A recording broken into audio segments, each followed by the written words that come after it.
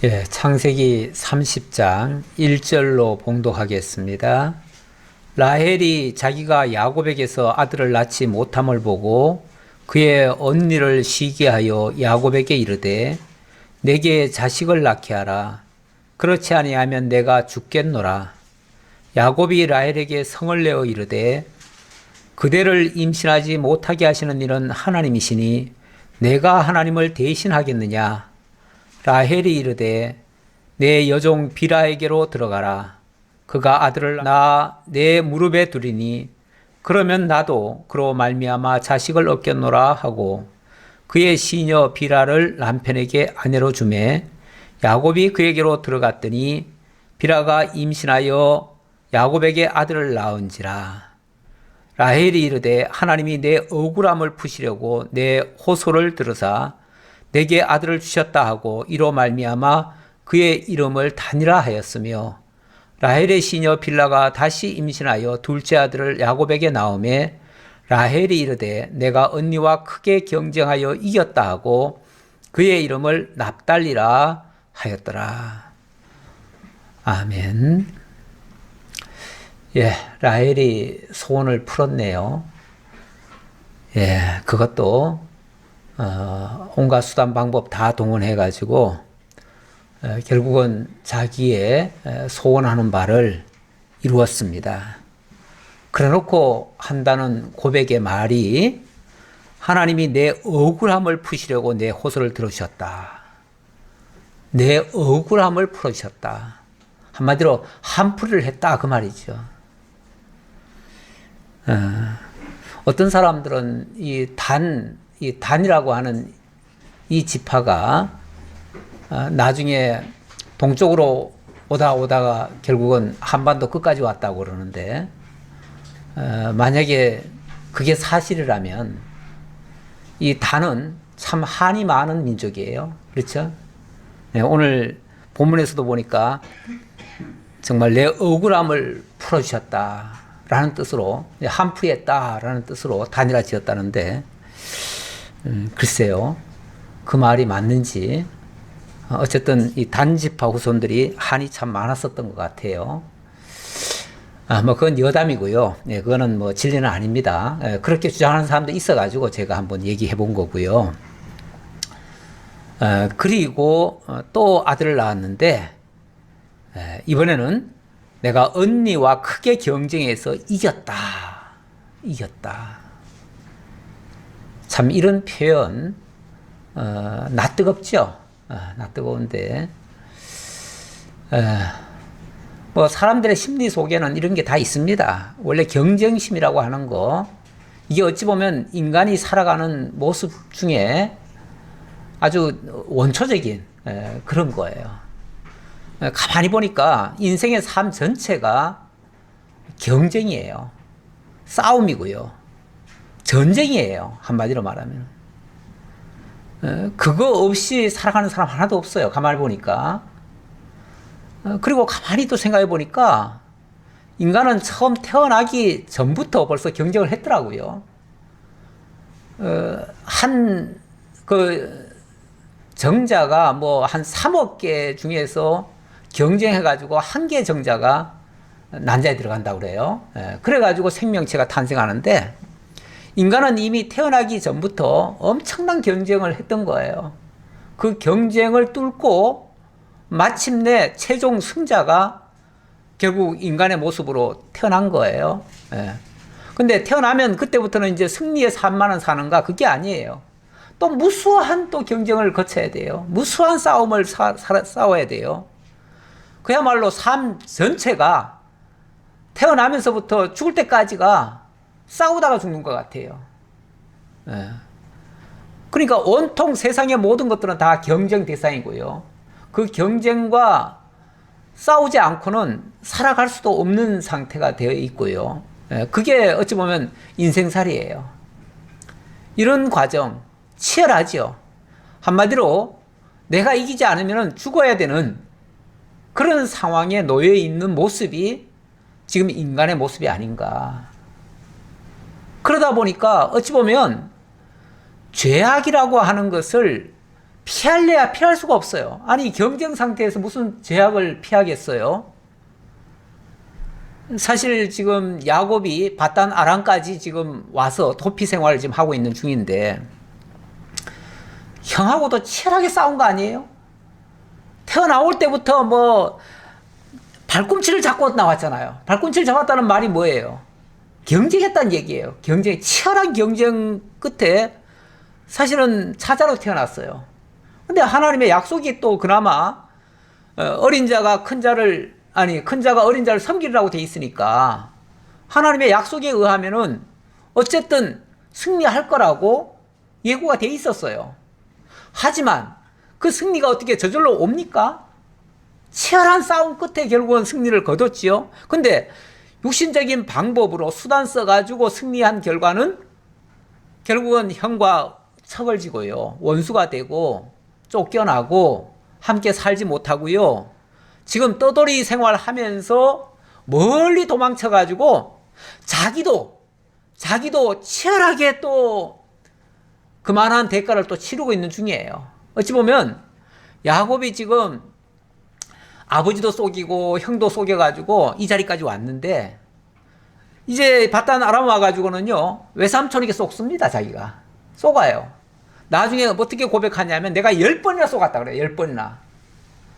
한두 번도 아니에요. 10번이나 속았다는데 그렇게 남 속이기 좋아하던 잘하던 속이는 데는 전문가였던 그 야곱도 사실은 속으면서 살았던 거예요. 그 이후의 삶도 만만치 않아요. 야곱의 삶이 일평생 속거나 속이거나 어쨌든 경쟁에서 치열하게 살았던 그런 삶을 거쳐가요. 가만히 보면 이게 야곱 한 사람만의 문제가 아니고요. 야곱 한 사람만의 이야기가 아니라 이 땅에 살아가고 있는 어떻게 보면은 모든 인류가 이런 모습을 지금 띠고 있어요. 그 정도의 차이일 뿐이지. 정말 막 남들 보는 앞에서 막 그냥 노골적으로 속이는 사람도 있는가 하면 교활하게 속이는 사람도 있고요. 어쨌든 이기기 위해서 수단 방법 가리지 않는 모습이 지금 인간사들의 모습이에요. 그런 과정에서 나는 착하게 살아서 그래서 나는 의롭고 나는 거룩하고 그래서 나는 하나님께 구원받아 마땅해 이렇게 자신할 만한 사람이 어디 있을까? 돌이켜보면 다 이렇게 치열하게 정말 남의 것을 빼앗지 않고는 살 수 없는 세상 같은 모습인데 어떻게 정직하게 나는 하늘을 우러러 한 점 부끄러움이 없이 살았다라고 말할 수 있을까? 그런 사람이 없다는 거예요. 결국 인간의 의로는 자기 의로는 구원받을 자가 한 사람도 없어요. 그야말로 그럼에도 불구하고 하나님의 의에 덧입힘이 없으면은 우리 인간에게는 소망이 없습니다. 그래도 다행인 것은 그런 인간을 우리 하나님께서 허물치 아니하시고 택하시고 구원하시고 당신의 백성으로 삼아주시고 언약 안에 백성으로 삼아주셨다는 거.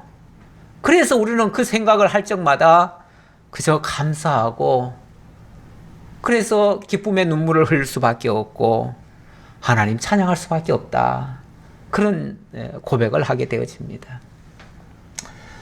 지금 인간사 어찌 보면 야곱도 그렇고 야곱을 지금 이용하는 라반도 그렇고 또 사실은 그 딸들 라반의 딸들 야곱의 아내들 역시도 온통 시기와 질투와 서로 속이고 서로를 이용하고 온갖 흥정을 다 하고 말도 안 되는 흥정 다 하고 그렇게 해가지고 어떤 역사를 만들어내는데 자기들 수단은 그렇게 쓰고 하지만은 가만히 보니까 자기들 생각대로 하나도 안 돼요.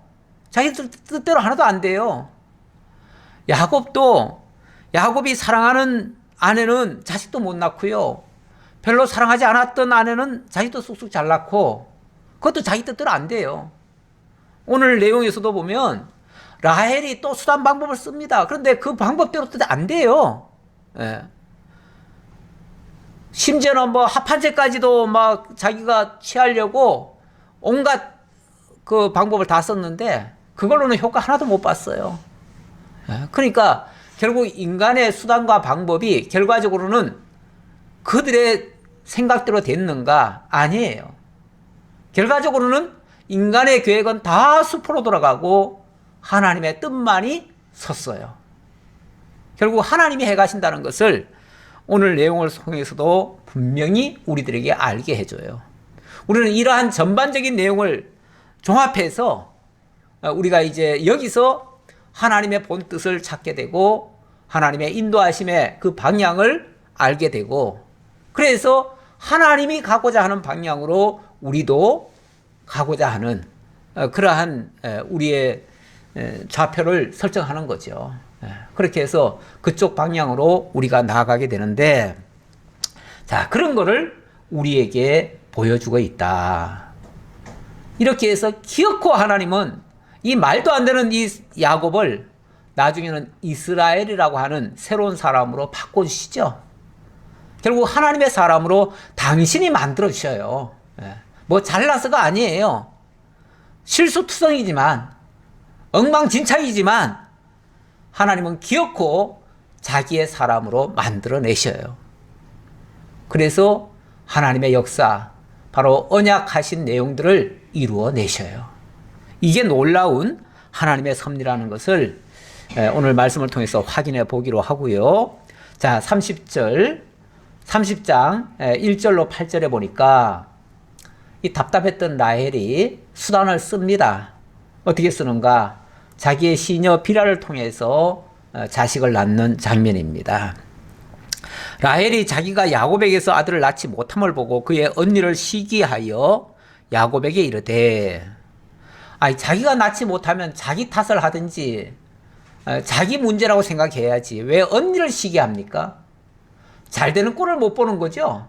남 잘 되는 거는 배 아픈 거죠. 이게 이제 사람의 또 심리예요. 나는 안 되는데 왜 저 사람은 잘 되는 거야? 저 사람한테 문제 있는 거 아니야?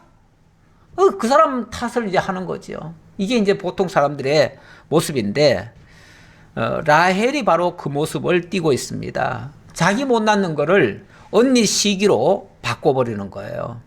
그러면서 화살을 남편에게 돌립니다. 야곱에게 이르되 내게 자식을 낳게 하라. 그렇지 아니하면 내가 죽겠노라. 아주 그냥 협박을 합니다. 공갈 협박을 쳐요. 나로 하여금 자식 낳게 하세요. 만약에 그렇게 못한다면 나 죽을 겁니다. 사람들 겁주는데 죽겠다는 소리 마야지요. 나 죽을 거야. 아니, 그냥 죽으려면 곱게 죽어야지. 왜 협박을 합니까? 협박을. 그러면은 그러니까 목적은 죽겠다는 게 아니에요. 딴 목적을 이루기 위한 수단으로서 그 방법을 쓰는 거죠. 가장 비열한 방식인데 어쨌든 라헬이 막장까지 갑니다. 여기까지 가요. 참 야곱은 눈이 무슨 눈이길래 이런 나이를 그렇게 이뻐했는지. 어쨌든 사람의 심성을 본 게 아니고 껍데기를 본 거지요. 껍데기를 본 거예요. 레아도 나중에 보면은 비슷한 길을 가긴 가요. 가긴 가지만 인간의 모습은 다 거기서 거기에 사실은 크게 차이 나진 않아요. 그렇긴 하지만 어쨌든 결과적으로 보면 사실은 마지막에 웃는 자가 웃는 거거든요. 그렇죠? 마지막에 야곱의 본부인으로서 인정을 받는 자는 누구냐면은 레아입니다. 나중에 이 라헬은 길에서 죽지요.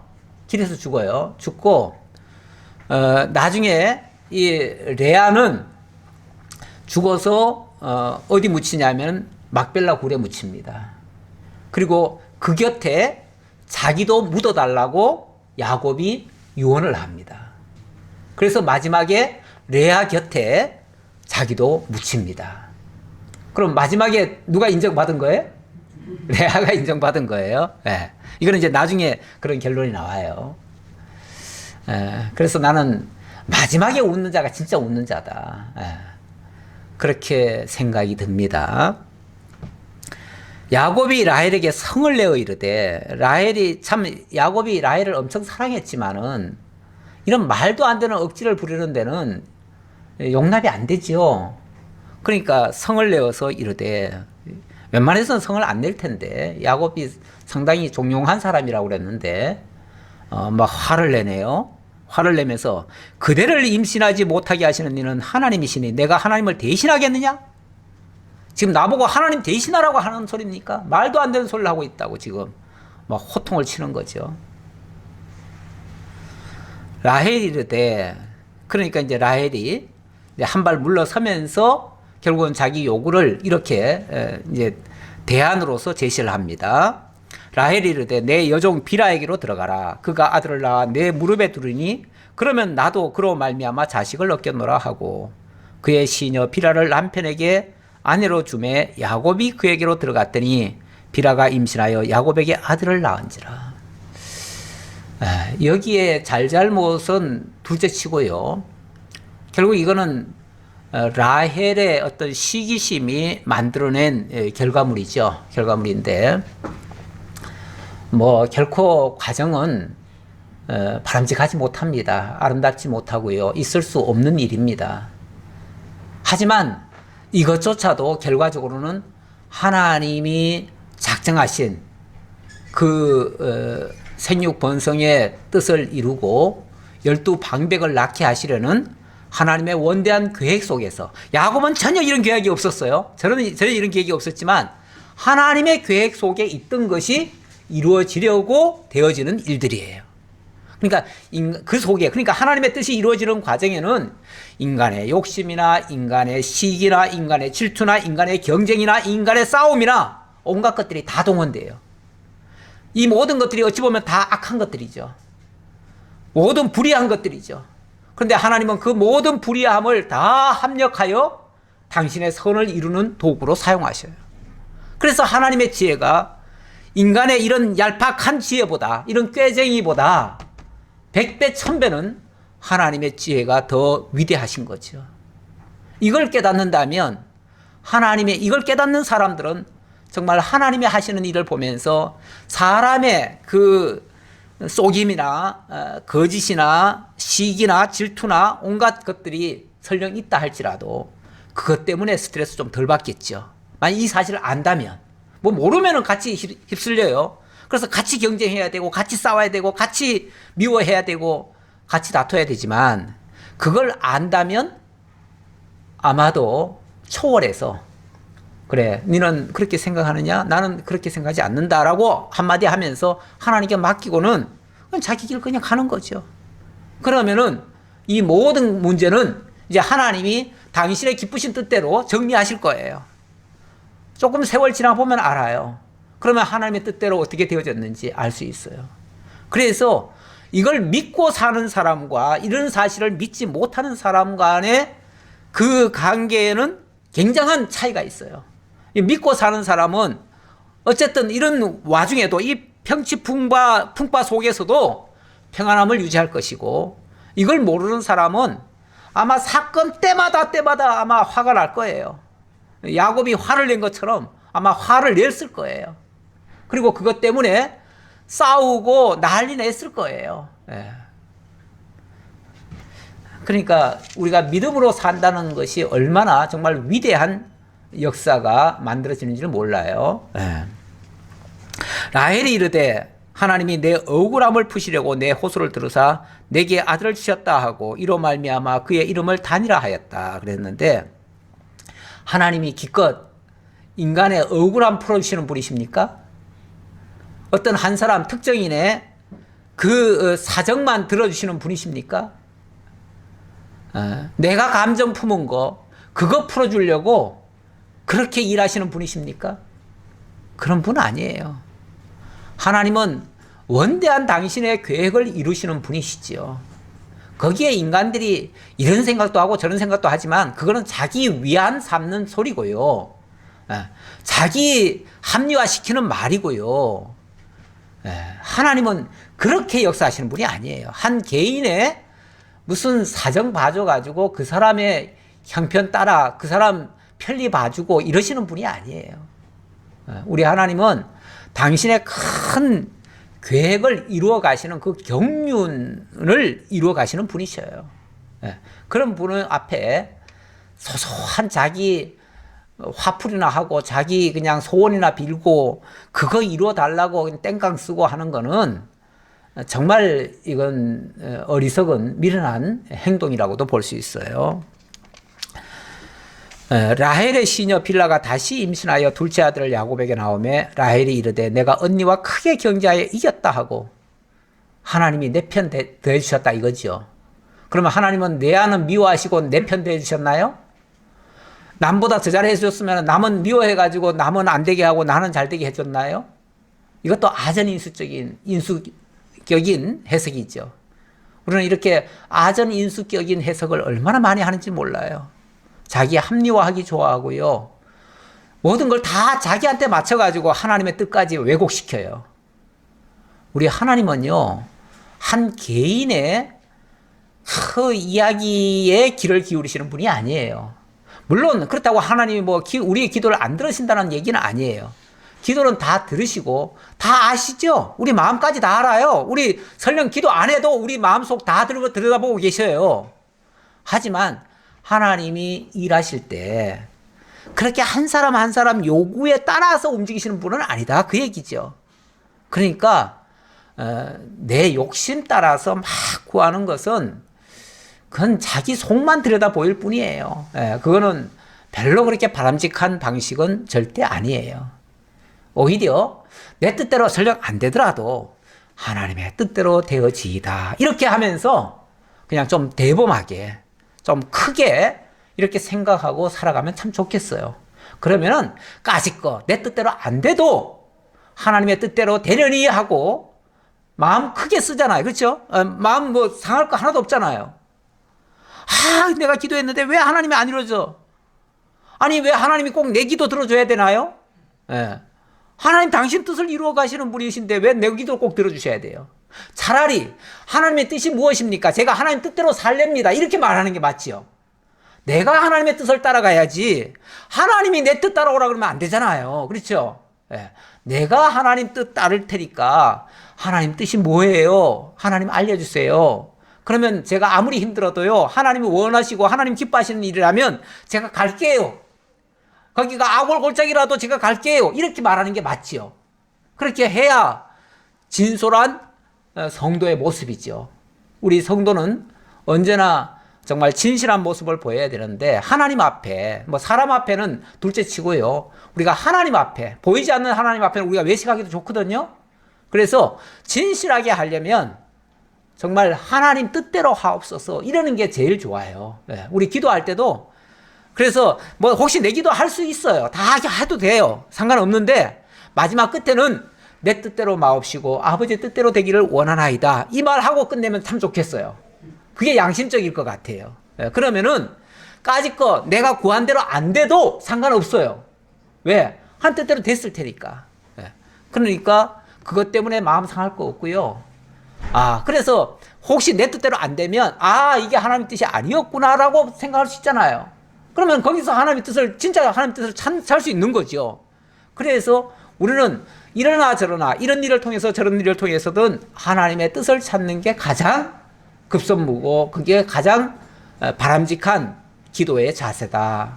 우리의 신앙의 모습이다 라고 말씀드릴 수 있겠습니다.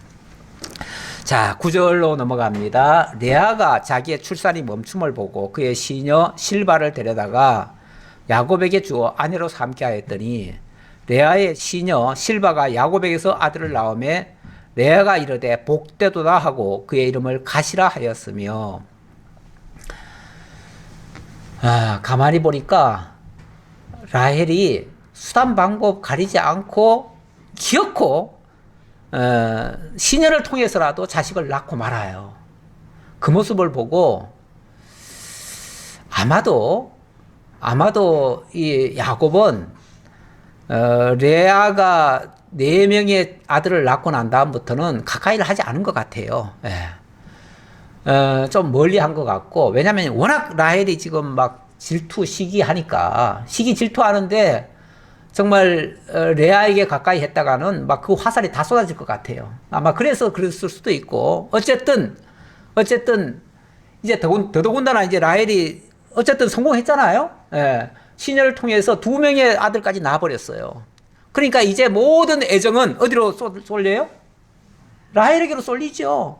야곱의 사랑이 한쪽으로 완전히 기울어버린 거예요, 이제. 완전히 기울어버리니까, 이 레아가 얼마나 정말 외롭고 힘들고, 그것 때문에 마음의 갈등이 심했겠어요? 그러니까, 견디다 못하고, 남편은 더 이상 자기를 이제 찾지도 않고, 그러니까, 그러면은, 내가 싫다면, 그럼 시녀를 통해서라도, 나도 자식을 낳을 수 있도록 해줘라. 아마 그렇게 요구를 했는지 어쨌는지 좌우간 그래서 자기의 시녀를 아예 데려다 줘버렸어요. 그냥 아예 첩으로 삼아라 그러고 줘버렸어요. 그렇게 줘버렸더니 이게 또 금방 또 아기가 들어서네요. 그래가지고 아기를 낳고 나니까 야, 하나님의 복이 나에게 여전히 있구나 그러면서 정말 복되도다 하고, 이게 복입니까? 근데 왜냐면 어차피 다 자기 아전인수격으로 해석하니까 자기로서는 복이죠. 왜? 소소한 복이죠. 예. 소행복이라 그러나 뭐 소확행이라 그러나 뭐라 그러나. 예. 예. 소소한 복이 또 이루어졌어요. 예. 그래서 복되도다 하고 이름을 가시라 했대요.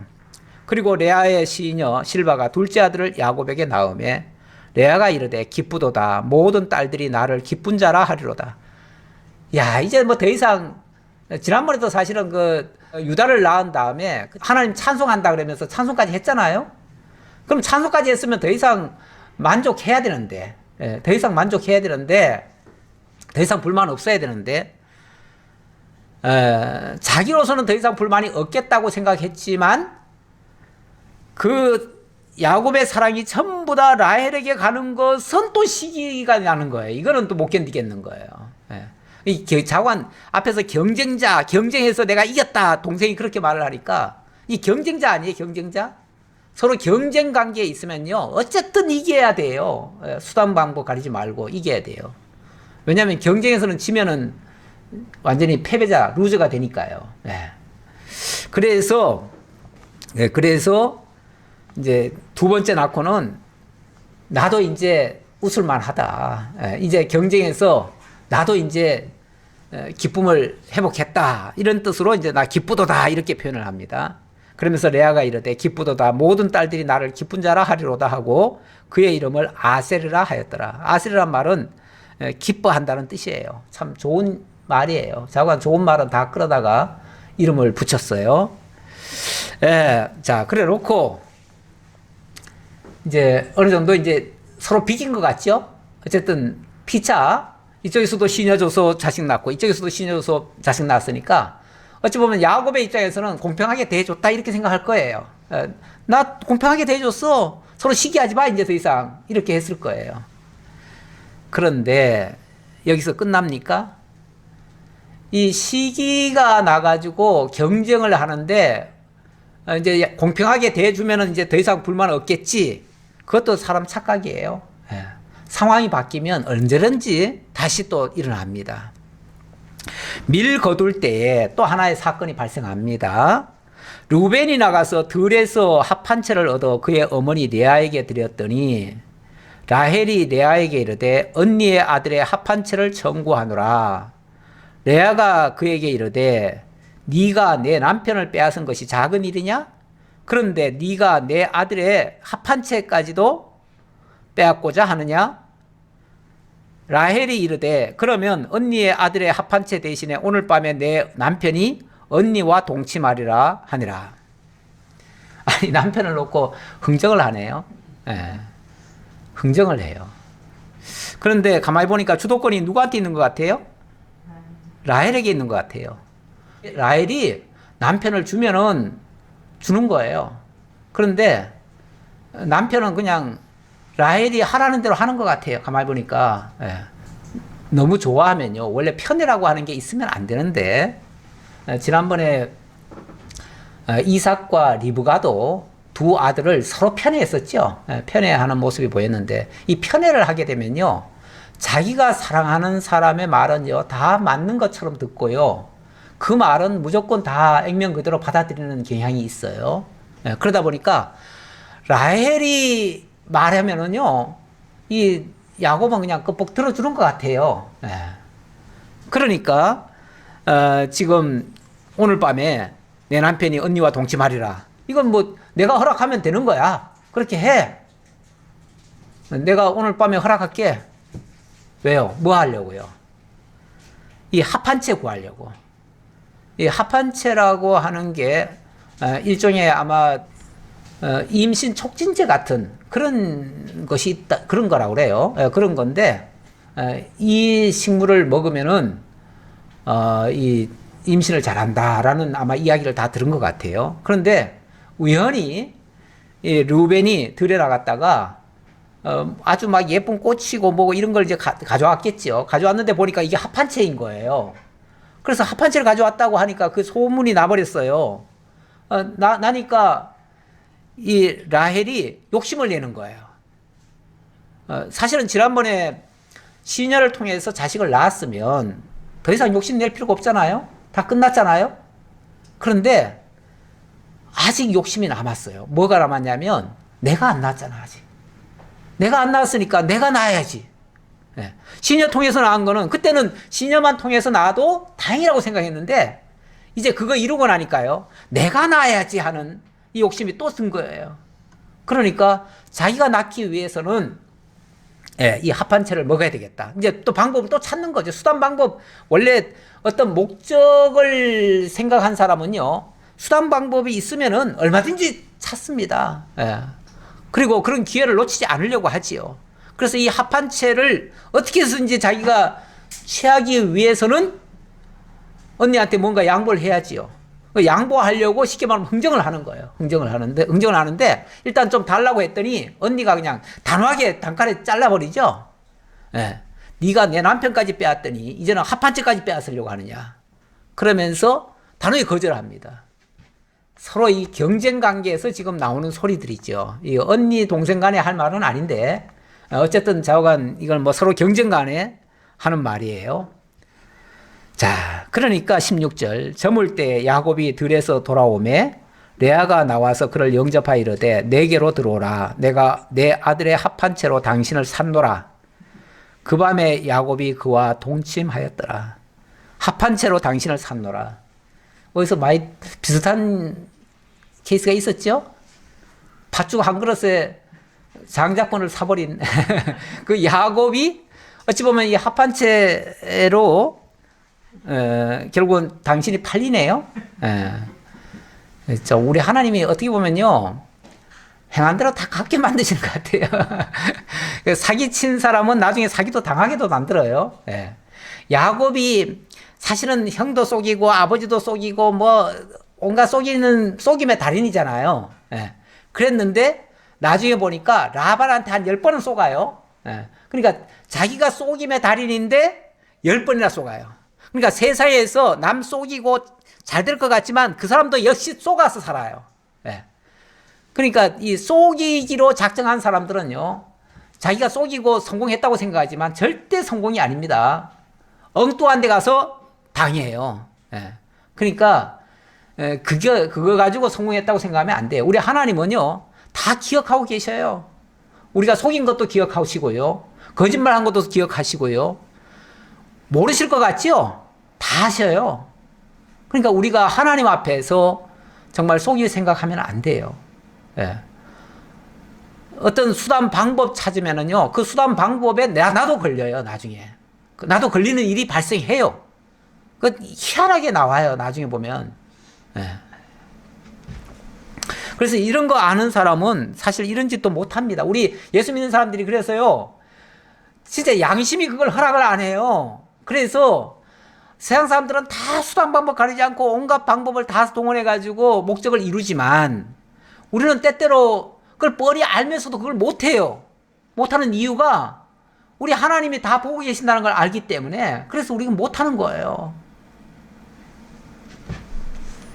근데 그게 못해가지고 손해 나는 게 아니고요. 설령 만약에 그 일 때문에 손해 났다고 치면요. 나중에 또 하나님이 또 다 보상해 주십니다. 기가 막히게. 예, 기가 막히게 다 보상해 줘요. 야곱이 10번이나 쏘가가지고 다 뺏긴 것 같았는데 나중에 보면요. 최종 승자는 누구죠? 라반이 아니에요. 라반은 속여서 취하는 자 같았으나 실질적으로는요. 자기 2딸 뺏겼지요. 그 수많은 거 다 뺏겼지요. 나중에 그 야곱한테 한 소리 하려고 했는데 하나님이 선악간에 말도 하지 말고 못하게 해요. 그래서 고스란히 다 내줘야 됩니다. 다 내줘야 돼요. 뭐 냉정하게 따지면 그 라반 말도 어느 정도는 일리가 있어요. 나중에 라반이 뭐라 그럽니까? 딸도 내 딸이요, 양도 내 양이요. 모든 게 다 내 거라는데 라반은 그렇게 생각했죠? 그렇게 생각했는데 하나님은 아니야. 그거 다 야곱 거야. 내가 준 거야. 그리고 다 줘버리잖아요. 그래가지고 결국은 중간에서는 다 자기가 속여서 다 빼앗아 먹은 것 같은데 결국은 다 토해냈어요. 그러니까 인간적인 수단과 방법이 하나님 앞에는 안 통해요. 안 통하고 결국은 하나님은 다 공의대로 역사하시는 분이셔요. 예, 17절입니까? 예. 하나님이 레아의 소원을 들으셨으므로 그가 임신하여 5째 아들을 야곱에게 낳은지라. 그러니까 지난번 라헬이 시녀를 통해서 자녀 낳은 다음부터는요, 이 야곱은 레아 곁에도 못 갔었는데 이 합한째 때문에 곁에 갔다가 그때부터는 이제 허락이 된 거죠. 허락이 돼가지고 자식을 막 줄줄이 낳습니다, 이제. 예. 어떻게 낳습니까? 예. 5째 아들을 낳았는데 레아가 이르되 내가 내 시녀를 내 남편에게 주었으므로 하나님이 내게 그 값을 주셨다 하고 그의 이름을 이사가리라 하였으며 내가 그 참 시혜를 베풀었다고 생각하는 모양이죠. 자기 시녀를 남편에게 이렇게 준 것을 자기는 무슨 시혜를 베풀었다고 생각했는지 어쨌든 내가 그 값을 내가 받았다. 그러면서 이사가리라고 이름을 지었대요. 그것도 가바자고한 이름 짓는 것도 보면 전부 다 자기 식대로 지어요. 근데 결과적으로는 이것도 하나님의 뜻을 이루기 위해서 지어져요. 이게 참 놀라워요. 이 이름들이 어찌 보면 다 자기 생각대로 지은 거 아니에요? 자기 욕심대로 지은 거 아니에요? 근데 결과적으로는 요 이름대로 이름값을 해요. 나중에 가면 이름값대로 해요. 그래서 하나님의 뜻을, 하나님의 그 언약을 이루는 과정에서 그 이름값대로 역사가 되어져요. 한 예를 들면 레위 같은 경우는 레위를 연합하리로다 그랬잖아요. 연합. 근데 그 레위가 하는 일이 뭡니까?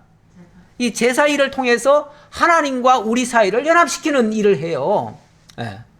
그 유다는 또 찬송하리로다 했는데 그 찬송이 결국 유다 지파에서 찬송하는 자가 나오잖아요. 그렇죠? 그래가지고 마침내 하나님이 영원토록 찬송받으실 자가 되어지죠. 그래서 유다 지파에서 메시아가 나오는 거죠. 그게 창세기 50장에 가면은 이 유다를 모두가 다 찬송할 것이다 했는데 결국은 거기서 유다 자손에게서 메시아가 나오죠. 이런 식이에요. 그래서 결국은 하나님의 뜻대로 되어진다. 레아가 다시 임신하여 6째 아들을 야곱에게 낳은지라. 레아가 이르되 하나님이 내게 후한 선물을 주시도다. 내가 남편에게 6 아들을 낳았으니 이제는 그가 나와 함께 살리라 하고 그의 이름을 스불론이라 하였으며 6명까지 낳아줬으니 이제는 나하고 살겠지. 이게 한이 맺혔어요. 이 레아도 한이 맺혔어요. 그래서 이렇게까지 이야기를 하는 겁니다. 그 후에 그가 딸을 낳고 그의 이름을 디나라 하였더라. 또 보너스까지 받았네요. 보너스 딸. 사실 딸은 귀해요. 왜냐하면 지금 11명을 지금 아직은 10명입니까? 아직 10명 낳는 중에 딸 이제 하나 낳았잖아요. 그러니까 딸이 귀한 거죠. 아마 이 당시도 남아 선호 사상이 강했을 것 같은데 딸은 굉장히 귀한 또 존재입니다. 하나님이 라헬을 생각하신지라. 하나님이 그의 소원을 들으시고 그의 태를 여셨으므로 그가 임신하여 아들을 낳고 이르되 하나님이 내 부끄러움을 씻으셨다 하고 그 이름을 요셉이라 하니 여호와는 다시 다른 아들을 내게 더하시기를 원하노라 하였더라. 하나님이 라헬을 생각하셨다. 조금 전에 레아가 뭐라 그랬습니까? 이제는 하나님이 나와 함께 하시겠지라고 기대했어요. 근데 웬걸 하나님이 라헬에게 오히려 라헬을 하나님이 생각해 주셨대요. 그래가지고 뒤늦게 라헬이 아들을 낳게 됐대요. 지금까지 라헬은 지난번에 합한채까지 사가지고 온갖 방법을 다 동원했지만 성공이 됐습니까? 안 됐습니까? 안 됐어요. 쉽게 말하면 자기 방식대로 한 것은 안 됐어요. 안 됐는데 이 정도 되면요, 이제 라헬은 포기합니다. 포기. 그렇죠? 포기. 나는 자식을 낳을 수 없는 사람이야. 그러니까 나는 이제부터 포기할래. 더 이상은 이제 안 돼. 오히려 내가 힘쓰고 애쓰면 애쓸수록 뭐 자기 대적이라고 여길 만한 언니만 다 더 잘 되잖아요. 언니만. 자기가 뭘 하려고 하니까 더 잘 돼요. 언니가. 아니 하프 한 채 뺏어가지고 자기가 자식 낳으려고 했는데 오히려 레아가 자식을 더 낳잖아요. 그냥 신혈 통해서. 이러니 나는 이제 수손 두 발 다 들었어. 난 이제 포기할래. 그러니까 하나님이 뭐 했다고요? 생각하셨대요. 그러니까 하나님이 생각하셨대요. 지금 여기서는 뭐 라헬이 막 기도 많이 했다 이런 소리도 안 나오잖아요. 그렇죠?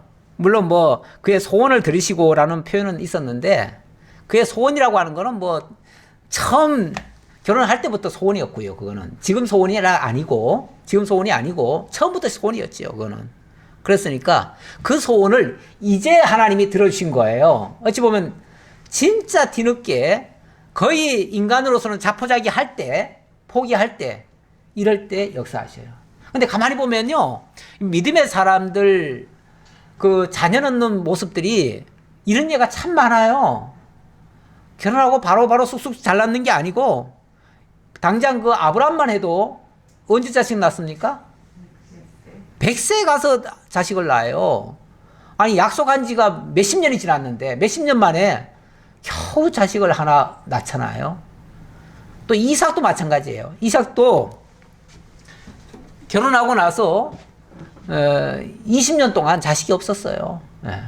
오죽하면은 60세가 된 때에 그때 기도해가지고 그때 하나님이 들으셨다고 그래요.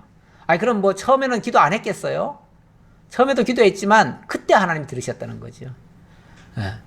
어찌 보면 뭐 그 외에도 사실은 믿음의 사람들 중에는 그러니까 인간 자기 수단 방법으로는 도저히 안 되던 일을 하나님의 초역사적인 방법으로 결국은 하나님이 이루시는 그런 결과물이 더 많습니다. 그랬을 때 오히려 하나님의 역사임을 더 크게 깨닫지요. 어쨌든 하나님께서 뒤늦게 인간이 포기할 때 하나님이 역사하셨다. 그래서 그렇게 표현하신 분들도 있어요. 내가 하려고 하면 더 안 되고요. 하나님이 하게 하셔야 된다. 하나님이 하게 하시려면 내가 앞장서는 게 아니고 내가 하나님을 따르는 자세. 내가 하나님 뜻을 따르겠다라고 하면 그때 하나님이 인도하시면서 이렇게 해라 그러면은 그래서 지혜를 얻어서 하나님의 방식대로 하고 결과를 볼 수 있는 이런 결과가 이게 정말 지혜로운 기도일 수 있죠. 우리가 같은 기도를 하더라도 순서가 내 소원을 앞세우는 게 아니고 하나님의 뜻을 앞세우고 거기에 내 뜻을 또 따라가면 내 뜻을 그쪽에다 복속을 시키면 하나님의 역사가 이루어질 수 있다. 이렇게 볼 수 있죠. 어쨌든 이렇게 해서 라헬이 뒤늦게 아들을 낳았습니다. 낳고 이제야 하나님이 나의 부끄러움을 씻어주셨다 하고 이름을 요셉이라 이렇게 지었대요. 요셉이라. 근데 요셉이라는 뜻은 뭐냐면 다시 다른 아들을 내게 더하시기를 원하노라 하였더라. 그 하나를 얻으면은 하나님 어떻게 하나만 주십니까? 하나 더 주시지. 원래 하나만 주면은 정 없대잖아요. 우리 인간끼리도 하나만 주면 정이 없대요. 그래서 꼭 둘을 줘야 된다고 생각하는데 원래 하나를 얻으면요. 아예 없으면은 뭐 아예 생각도 안 하지만 하나를 얻으면요. 감질나지요.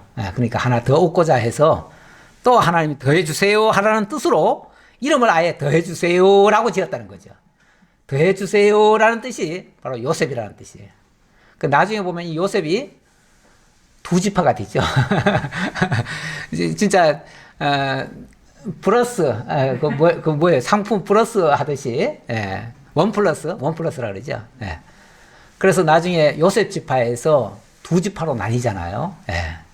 이렇게 원 플러스가 되는 그런 결과가 나타나게 됩니다.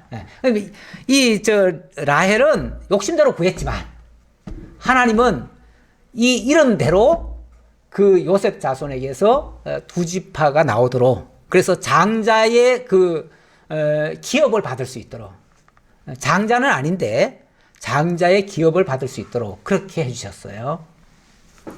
이것도 하나님의 뜻입니다. 그렇게 해서 이 요셉을 통해서 나중에 이스라엘 민족을 구원하는 그 놀라운 역사도 일어나지요. 출애굽 때 그 역사가 일어나지요. 자, 25절로 넘어갑니다. 자, 25절의 내용을 보니까 라헬이 요셉을 낳았을 때 야곱이 라반에게 이르되 나를 보내어 내 고향의 땅으로 가게 하시되 내가 외삼촌에게 일하고 얻은 처자를 내게 주시어 나로 가게 하소서. 내가 외삼촌에게 한 일은 외삼촌이 아시나이다. 이 라헬이 아이를 낳을 때쯤이 대략 계산해 봤을 때 아마 14년이 찬 것 같아요. 그러니까 처음에 왜 레아를 얻고 7년간 일해준다 그랬잖아요. 공짜로. 그리고 또 라헬을 얻는 대신에 또 7년을 더 일해주겠다고 그랬어요. 공짜로. 그랬으니까 14년이 지난 거예요. 14년 지나고 나니까 야곱이 이제는 더 이상 공짜로 못 하겠네요. 이제 그 얘기예요. 더 이상 공짜로 못 하겠네요. 이제부터라도 정상적으로 이제 계약을 해서 저도 이제 이렇게 뭐 자식들까지도 이렇게 많이 나왔고 지금 아내들까지 이렇게 거느리게 됐으니 이제 나도 이제 기업을 이제 세워야 되지 않겠습니까? 가게를 세워야 되지 않겠습니까? 그러려면 나도 당연히 재산이 있어야 되고 그러려면 제가 정당하게 이제 싹을 받아야 되겠습니다. 이제 이렇게 얘기를 한 거지요. 그랬더니 라반이 그에게 이르되 여호와께서 너로 말미암아 내게 복 주신 줄을 내가 깨달았노니 네가 나를 사랑스럽게 여기거든 그대로 있으라. 또 이르되 네 품삯을 정하라. 내가 그것을 주리라. 자, 일단은 거기까지요. 일단은 뭐 바로 품삯을 주세요 이렇게까지 말하지는 않았고요. 노골적으로 얘기는 안 했는데 이제는 저도 이제 가게를 세워야 되지 않겠습니까? 내 기업이 있어야 되지 않겠습니까? 라고 말을 하니까 그래 좋다. 정말 너는 복 있는 사람 같다. 왜냐하면 네가 온 다음부터 우리 재산도 이렇게 많이 늘어났고 사실은 뭐 그게 재산이 무슨 재산입니까? 야곱 통해서 지금 야곱이 그만큼 열심히 일했다는 증거 아니에요? 예. 그래가지고 증거로 결국은 복을 많이 받았으니까 당연히 사실은 그 중에서 일부는 떼어줘야지요. 그리고 원칙은